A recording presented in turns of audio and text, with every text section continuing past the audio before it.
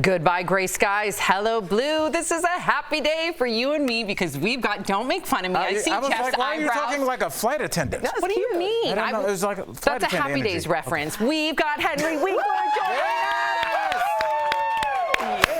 Yes. Welcome to DBL, Henry. First of all, I got to address your, is that an Anthony Fauci pillow in the background? It is. Fauci on the couch. That's amazing. Love it. I know. We went from Burn in the Fern, that's a Bernie Sanders reference, to Fauci on the couch. I love it. Now, I have to ask you, we saw Ron Howard in the news recently talking about his hair falling out when Fonzie became a bigger character than Richie. What was that like in the moment, being the Fonz, and how did you mend your relationship over the years? You know, it's very interesting. The fourth year, we did a show on a dude ranch. And he drove a VW Bug, the original Bug. And he drove me home. And we were talking, and it's the only time in all of these 45 years that we ever talked about it. I said, so Ron, how do you feel? He said, you know, I was hired as the star of the show. You don't play star, you did a good job and the character is good for the show. So, you know, that is the reality. We shook hands. He is like my brother, and that was the only time we talked about it. I never mention his hair.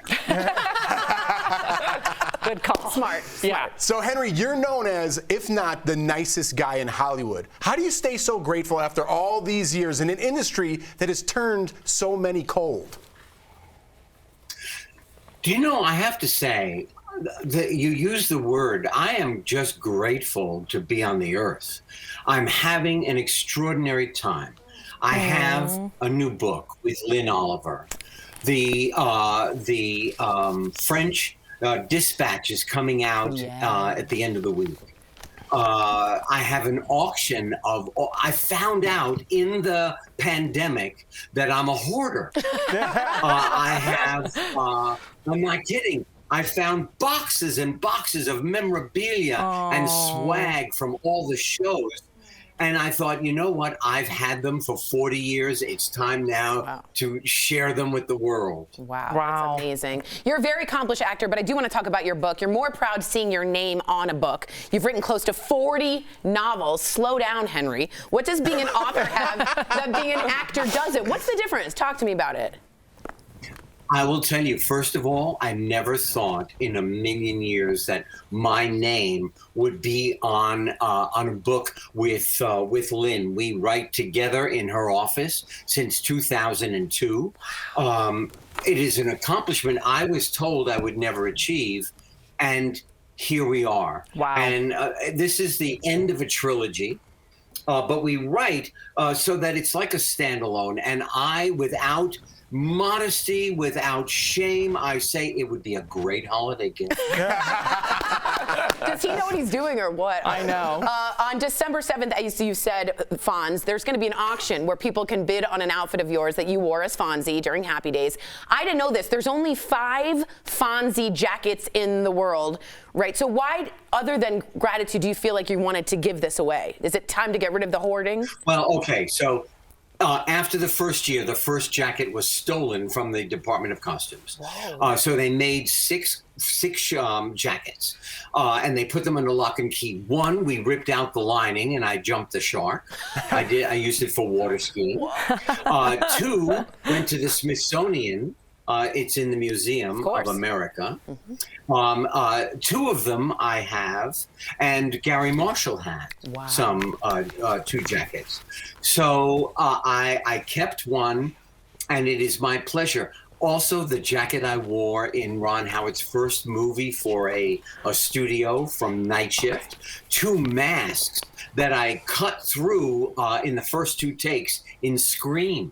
The Scream masks, I kept those. Wow. They're in the auction. You are a hoarder. And a lot of other stuff that I have collected over the years. Wow. I want that Scream mask. I am going to bid on it. Okay, so we got to talk about your latest role in the new Wes Anderson film. I'm obsessed with all things Wes Anderson, and what an all-star cool. cast. I know. So here it is right here. Premieres tomorrow, The French Dispatch.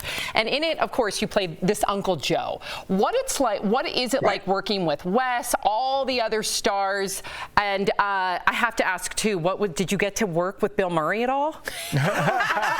No, I didn't. I have yet to meet Bill Murray. In my whole life. It would be amazing, but anyway, so Wes Anderson. First of all, you learn to speak the language of Wes Anderson.